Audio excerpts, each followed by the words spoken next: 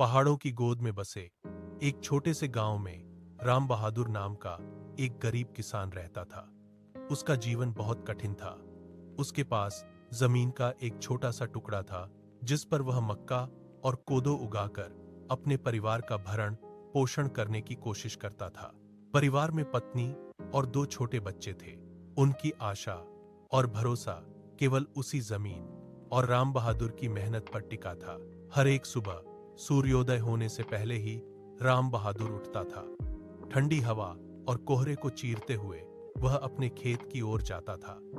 कभी कभी उसे न तो अच्छा खाना मिलता था न ही आराम करने को, फिर भी वह निराश नहीं होता था। उसे विश्वास था मेहनत एक दिन फल अवश्य देगी। एक साल गांव में बहुत बड़ा सूखा पड़ा। पानी न पड़ने के कारण फसलें सूखने लगी। राम बहादुर बहुत चिंतित हो गया। अब क्या करें, यह सोचकर वह रात भर सो नहीं सका। घर में अनाज खत्म हो रहा था। बच्चे भूख से रोने लगे थे। पत्नी ने आंसू बहाते हुए कहा, अब क्या करें। राम बहादुर चुपचाप बैठा रहा, लेकिन उसके मन में अभी भी आशा बाकी थी। फिर उसने एक फैसला किया। वह पास के जंगल में गया और एक छोटी नदी खोजने लगा। कई दिनों की मेहनत के बाद उसे पानी का एक छोटा स्रोत मिला। वह रोज वहीं से पानी भरकर लाने लगा और अपने खेत में डालने लगा।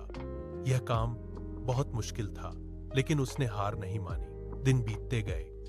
धीरे धीरे फसल हरी होने लगी। गांव के अन्य किसान हैरान थे।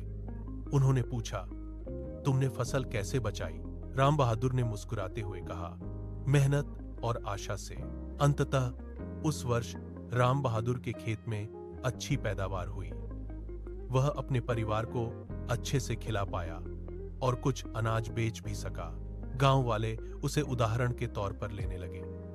राम बहादुर ने उस दिन एक बात समझी, जीवन में कितनी भी कठिनाई आए पर